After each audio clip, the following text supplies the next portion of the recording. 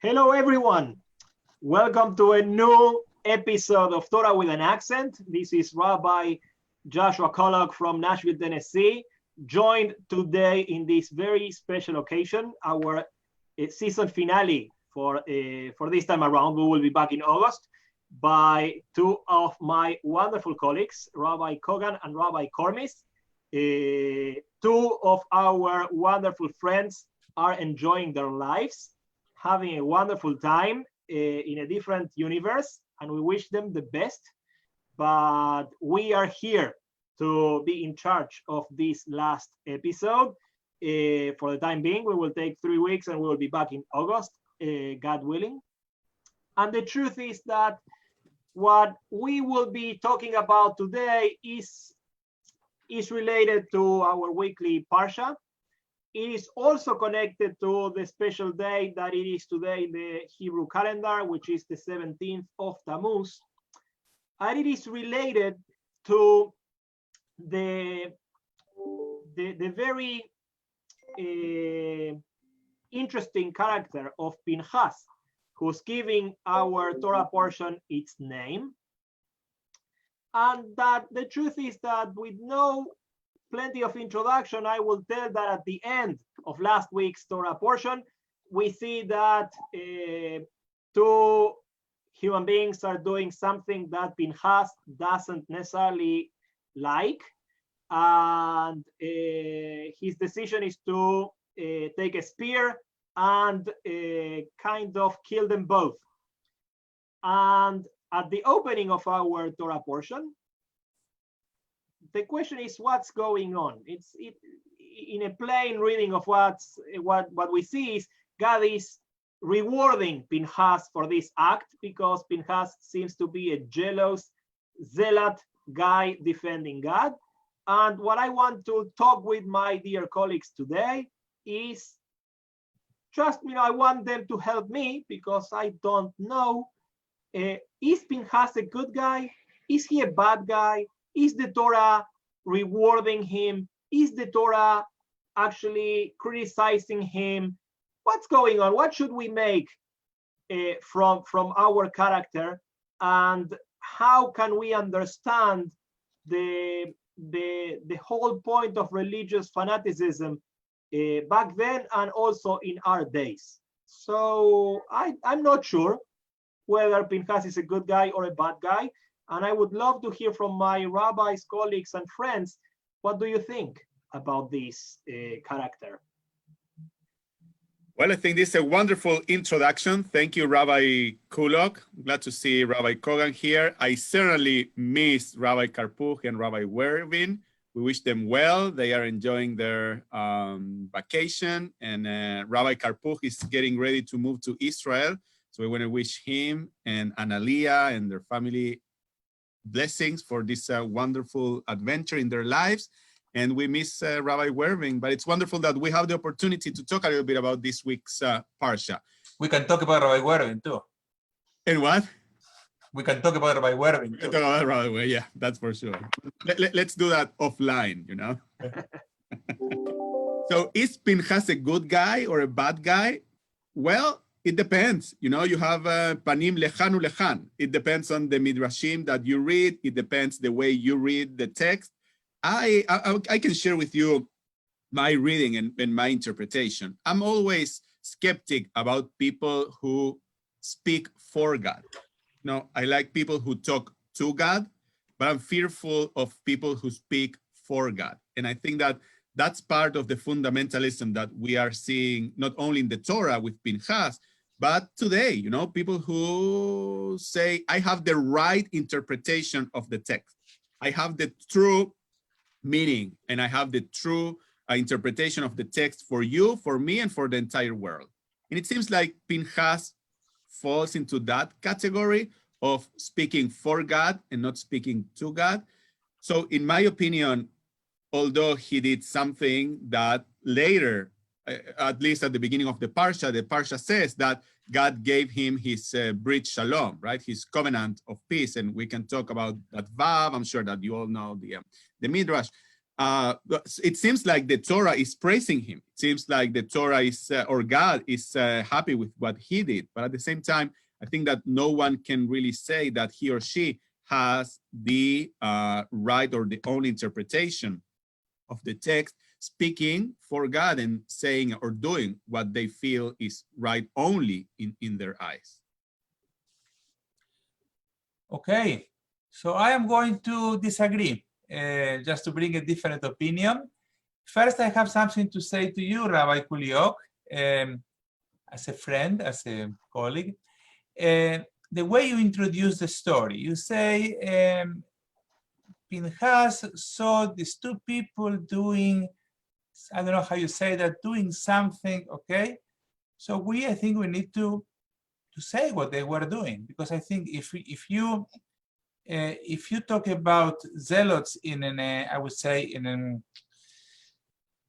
a neutral context, it's very difficult to understand or to judge. And then I'm going to give my opinion about Pinchas, but let's understand what happened here. Among the children of Israel, they went and they worshiped Baal Peor, one of the idols of the local people. They did that according to the Torah, and then of course the rabbis as well, because of zina, because of sexuality, because the women of Midian brought the Jews, invited them to worship Baal Peor, which again is something that we know that is not accepted. And a plague came. But in the middle of the plague, and after this happened, we find this leader of the Jewish community taking a Midianite woman and having sex in front of everybody. So, you know, there is a problem here. It's not that they are doing, I think that sometimes when we use the language is, you know, we make Pinchas look like a very bad guy, that he got crazy one day and got the speed and started killing people. So he, again, we can discuss if what he did was appropriate or not. Apparently from the context, it was, and that's what I'm going to say as answering your question, he did what it was necessary at this particular point. And let me put that, he did what it was necessary to be done at this particular point. And, you know, if he did it, and I think he did it because of his impulsivity, his character, then, you know, and maybe he's happy, he says, let me keep, you know, doing what that, people can say, listen, it worked well then, that character trait that you have is not good, for example, to lead the children of Israel in the, you know, to be the next successor of Moshe. We don't want someone like you. But what you did, it was what it was necessary to be done at that particular time. That's what so I like to, again, is it Pinchas good or bad? I don't think that he's good or bad. I think that he did something that nobody wanted to do, needed to be done, and it called for, they say that extreme circumstances call for extreme measures. I think this is what's happening here. Okay, but so let me take, because I will explain why I kept it vague, and it's good that you kind of how to say, beat the bait.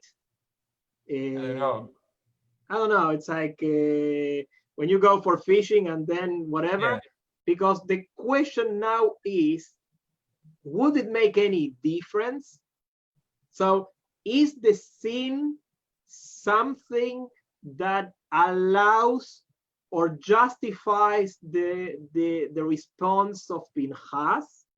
In other words, are we talking about some, you know, an action that gets to be justified on the basis of the sin that we are talking about, or is something that from the values perspective, we should say, no, killing someone with no trial, or, you know, taking in your hands the performance of this that, or should be banned or forbidden no matter what the sin that we are talking about. Which I guess, again, this parsha opens at least the door to those questions. So from what you are saying, it seems that maybe for writing a note on Shabbat, getting like a spear is too much. Although we have the story of the guy gathering wood on Shabbat, but there is a process anyway. But since this is a leader of Israel doing a despicable thing, having sex in public with a non-Israelite woman in the context of not only sex, but idolatry, for that, we can find the justification for what. Don't forget the plague that is killing, Yeah. right and left. But so you would be inclined to say that these type of extreme measures could be taken under very specific circumstances. It's not a yarek ve'al ya'avor. It's like, it's important, But I say, and then when Rabbi Kormis wants to say something, and then I'm going just to finish and say that I cannot learn from this, and I say, and you can do the same, Rabbi Kulio. I am just saying that when you have a particular circumstances and you have this perfect deadly cocktail, that calls for extreme measures, and he did what he needed to do. He may even be condemned for what he did, and I think he is, like as we see from this conversation. But nevertheless, he did what he needed to do. I have a problem. Torah says, "V'teyatzera magefa me'al bnei Israel." He stopped the plague. He needed what needed, and Hashem. In addition, we can discuss what does it mean. And in Noten lo et briti shalom, I give him my covenant of peace. But Hashem seems from the beginning of this Torah portion to be speaking favorably about So I agree and disagree with you, Rabbi Kogan. I'm glad that the part that you agree. So the part that I agree is that clearly from this story, it comes the idea that immorality and wrong sexual behavior is much worse than idolatry. And we can learn that from the plague that came. You remember after the episode of the golden calf, there was also a plague. And there were not only, but 3,000 people, right, who were involved and killed by this plague after this episode of idolatry. Here we have 24,000 people, right? So you could say that sexual misbehavior or sexual sins are worse, according to the Torah, from idolatry, which makes this episode much worse than the episode of any kind of idolatry. But so I agree with you, but my problem with he did what he needed to do is you can justify almost anything with that. You can justify, genocides, you can justify killing, you can justify anything by saying, yes, well, he did what he needed to do, right? So what's the limit for that? Because each circumstance can be considered as a special circumstance, and you can say that people did what they needed to do. So what's the limit for that? So you did not ask me what I think about every single circumstance. Rabbi Kuliok asked what do I think about Pinchas. So what do you think about specific circumstances? So I think that Pinchas, he did, but let me see, if you think about other situations, many times we have right procedures to do many things. Yeah, many things. For example, you need to make a decision. You may need to call a board meeting. You may need to discuss it with your assistant rabbi. You need to call the particular office. Okay? You may need to do things according to the book. I think that doing things according to the book is very important because it prevents the book was written for a reason.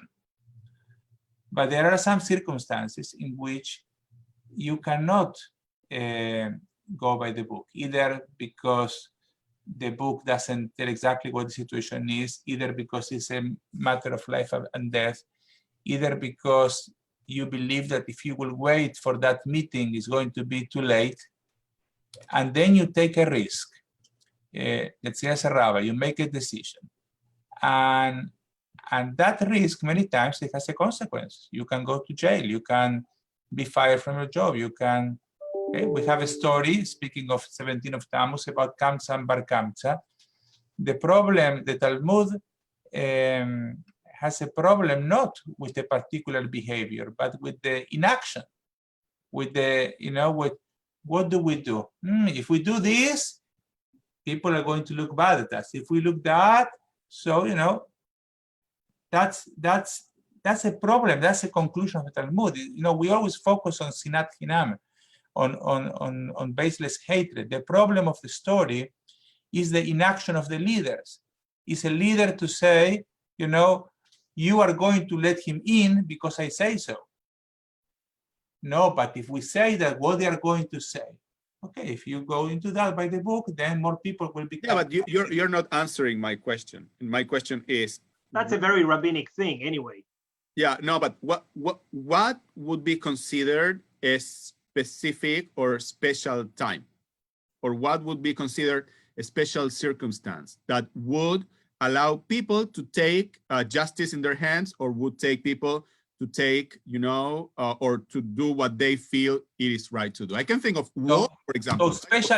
Under wars, right? So people say, well, I was following orders, right? I was doing what my captain told me to do, right? So, and they say that many times.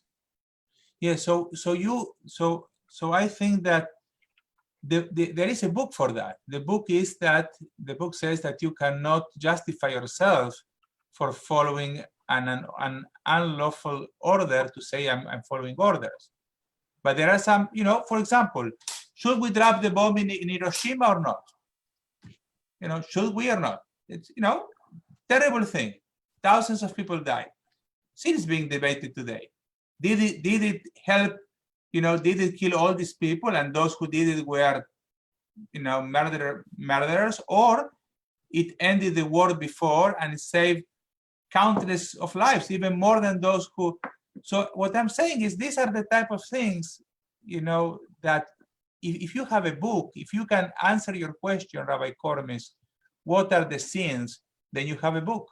Then you don't need but sometimes you don't have a book. Now let's move forward, because I think that again it's this is the beauty of the story, is that I think that for us commenting the story, but for the Talmud and the Midrash, actually we feel the tension, and I think that part of the richness of what we are reading is that it's impossible to say it's good or bad. It's something in between. It's complicated. It's life. It's like the tension or the temptation to reduce it to good or bad doesn't apply here, because it's complicated. And we can actually see that in the way our commentators will address the blessing that Pinchas receives in this parsha, because as soon as he does this, we read in the Torah that God is blessing him with Briti Shalom. So it's like the blessing that he gets is the blessing of peace, which is also very interesting. What does it mean that he was blessed with peace? And not only that, but the fact that the Vav of Shalom in the Torah is one of those letters in the parchment that it's not a full letter, but it's like a broken Vav that has allowed for a gazillion of interpretations to come our way, that they express that ambivalent feeling towards Pinchas. So how can we understand, what does it mean that the reward that he gets is the blessing of peace? Any comments on this, rabbis? I do, but go ahead, Rabbi Kormis. No, go ahead, Rabbi Kormis, please. So let me say something that hopefully you will like, both of you, okay, about Pinchas. Pinchas did what he needed to do. Now, that doesn't make him, into a virtuous person. the fact that he did what he needed to do in a particular circumstance, it doesn't make him into a virtuous person. He has a problem. He may have an anger problem. In this case, his anger problem worked out okay for what he needed to accomplish. He was someone who doesn't have patience. He doesn't have patience. In this case, it worked okay. But now I believe that the covenant of peace is not a reward, but is a blessing, is a gift of something that he needs. I think God is telling him, you know, I like you, you did something good in this party, but you are a restless person. Let me give you some peace. I'm going to give you a little gift. That gift is going to help you. The same could happen with our children. You know, we see our children that, you know, take everything, you know, very passionately, and you know, and maybe we can just help them a little and say, you know, it's good, but maybe you can listen a little more, okay? Or you can. Okay, so I think that's my answer. So maybe in the same line, shalom here is not only meaning peace, it's meaning shleimut, right? It's meaning I'm going to give you something that you lack, something that you don't have. In this case, how to control your anger, how to temper your character, right? A little bit. So maybe it's not brit shalom only, a brit of peace, but it's also a brit of shleimut, trying to give you something that you are lacking, that you don't have, that can make you a better person. Agree. You see, now I agree. Now we agree. That's good. There you go. Now, you know that one of the commentaries on the word shalom is the commentary that says mystical, very, very not according to the literal meaning of anything, but shalom is short of shelo yamut. So he is blessed with some sort of immortality. Shelo yamut is Hebrew for that he won't die. And, you know, in one end, you know, it's something that Rashi, the medieval commentator, says, I think it's Rashi, maybe someone else, maybe it's even Ezra, saying that the brit, the covenant that God is giving to Pinchas makes sure that the family of the people that he killed won't come after him. So he will be shielded from the harm that will be caused by someone coming after him as a family revenge type of blood revenge of sort. But the mystical teachings of Judaism will connect Pinchas with a very dear and very beloved, interesting character in the Jewish tradition, which is Prophet Elijah. So the Zohar, I think, says that Elijah and Pinchas will share the same soul, but connecting these things, I think it's Rabbeinu Bechaye who connects both of them, and it's the same guy. So Pinchas, who got the blessing from God that he won't die, is then the same Elijah that when he meets God at Horeb in the famous story in the Book of Kings, he says to God, please take my soul away. So the same commentary. Kanokineti, but at some point he says, you know, I want to die, take my soul from me. But then after this reading, it's like a very old person saying, you know, Dayenu, I've seen enough. I don't need to see anymore. But again, Prophet Elijah is also a very, in the Bible, interesting character, very different from the guy who visits us on Pesach or at the end of every Shabbos, because he's also a Jewish zealot who is willing to not only face the prophets of the Baal once again, but he's more than ready to kill them all once it's very clear that he has won, that he has proved that the Jewish God is the God.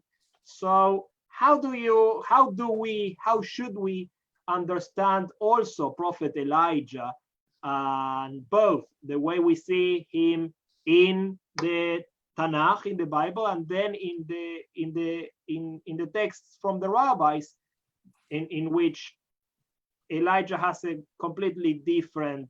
So, by the way, that's the Haftorah that we read on Shabbat Pinchas, right? The story of, or some of the stories of. And again, it's like, if you think about this, Elijah didn't get what he wanted. Take my life away or my soul away. You know, he continued in his journey in a chariot to heaven. So it's an interesting rendition of how a specific type of character seems to be around forever.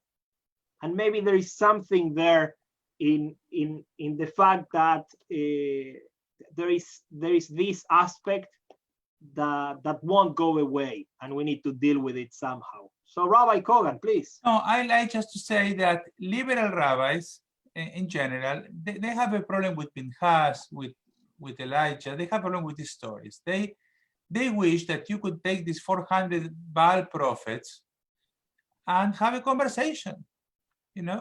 But from the story, it appears that this is not the case.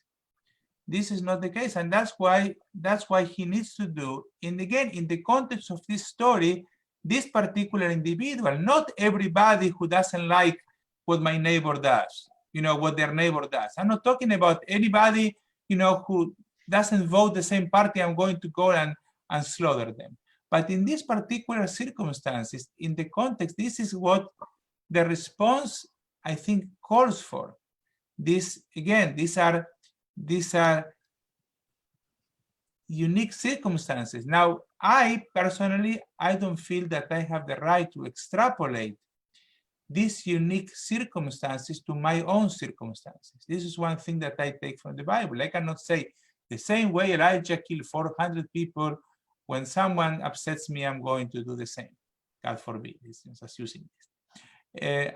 So I don't feel I have the right, because I am not Elijah, and I always think that you should be doubtful, you know, about how you use your force, your power.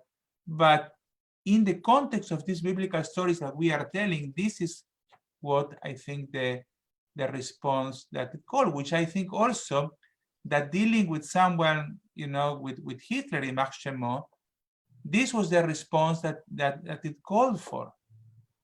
People didn't want to. People tried really to appease him. You know, people tried to do something differently. What I call the conversation, you know, the kumbaya, didn't work. So what do you do when it doesn't work? You know, you say, no, I need to go by the book. No, people say, you know, I'm going to do what I have to do.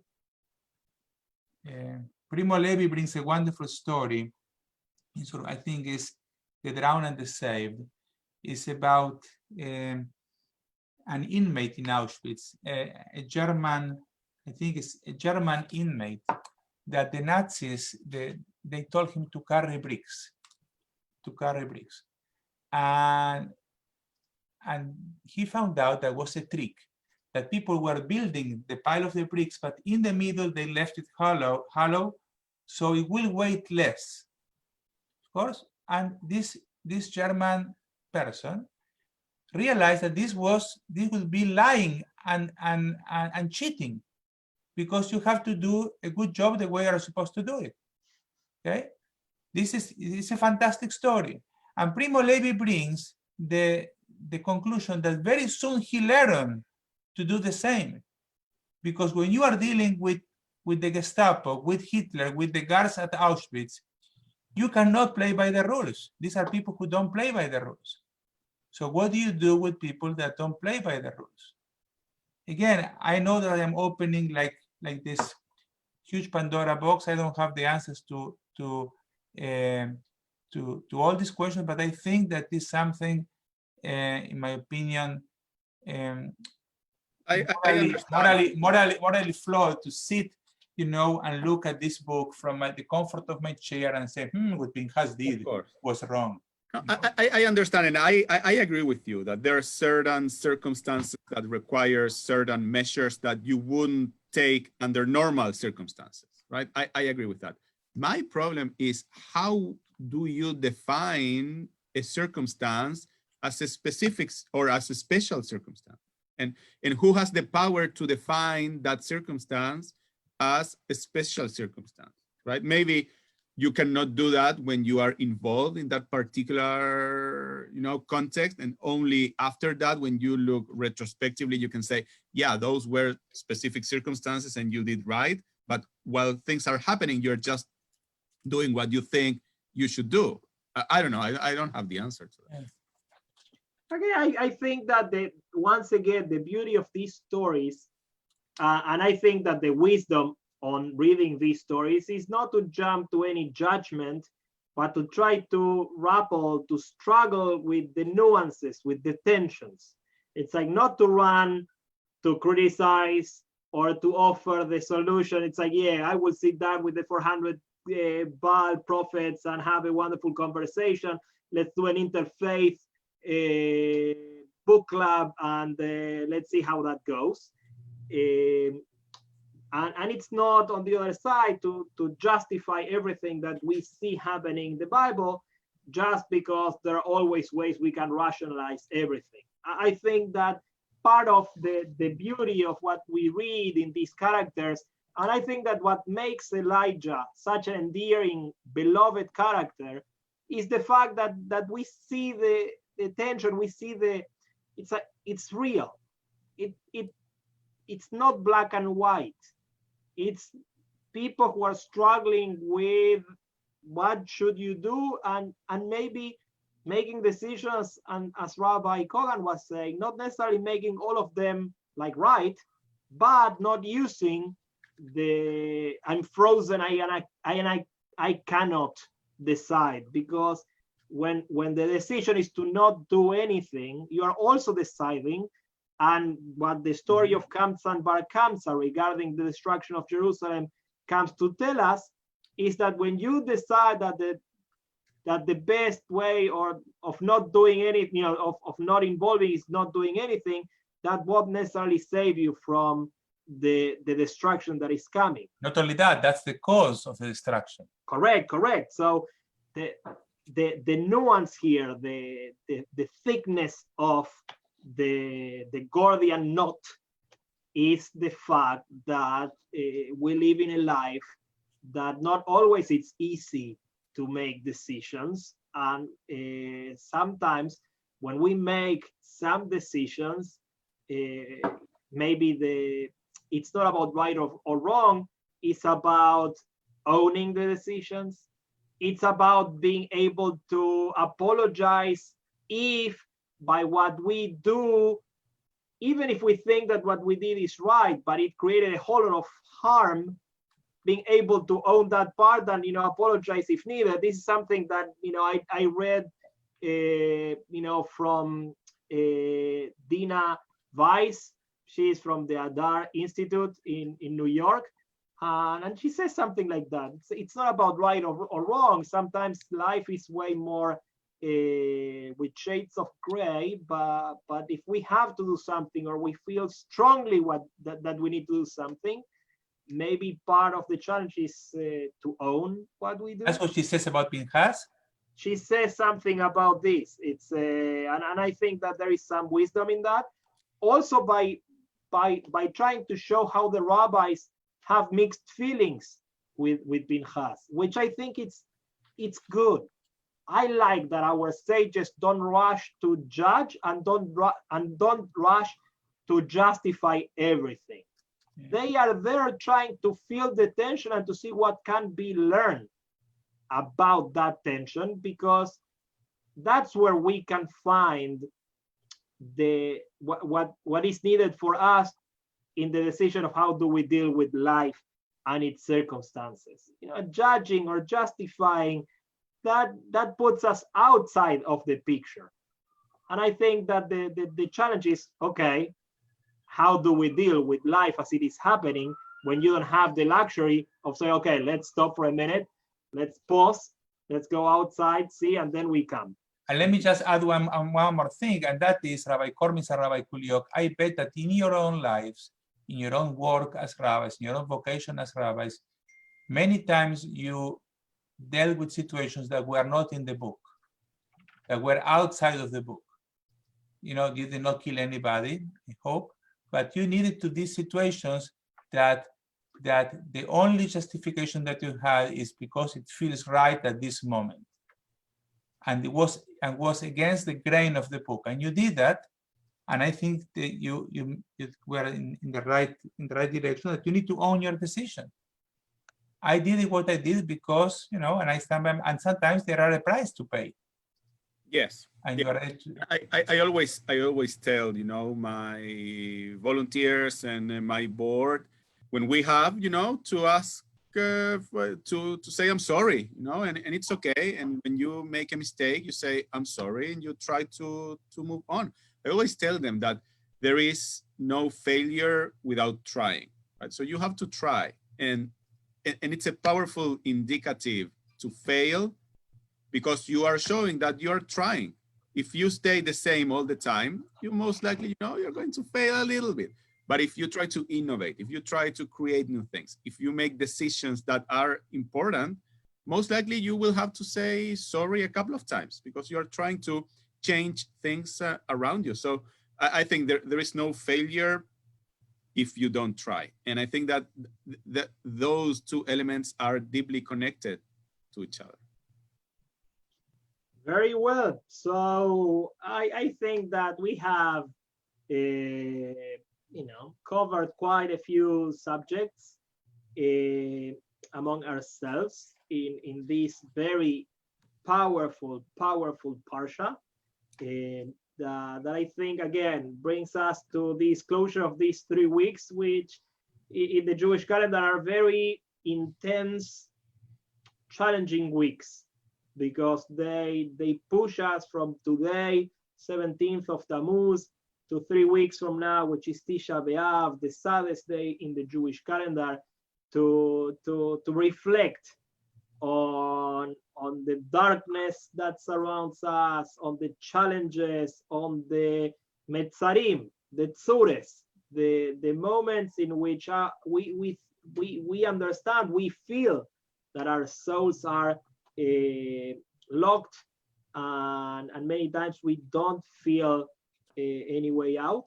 And maybe, as we won't be here for the next couple of weeks, the challenge for us, for everyone who's watching on the other side, who will be watching all this first season that you can find in its entirety in all of our Facebook pages. We hope that people, all of us, will find time to reflect, so that by the time we get to Tisha B'Av, it will be not only the moment of sadness, but connected to Elijah the prophet, the moment when the Messiah, when the redemption, when a better world, or the hope for a better world, will be born. So Amen. Amen. With that, we will wish a lot of nechama, consolation, and we will be back, God willing, in August, if we are here and we didn't go on vacation. You never know. I want to say something to Rabbi Karpuch and Rabbi Werbin. We love you. Yes, we do. And we miss you. Yes, and we hope Rabbi Werbin is enjoying sun. It's not raining. He's with a good tan.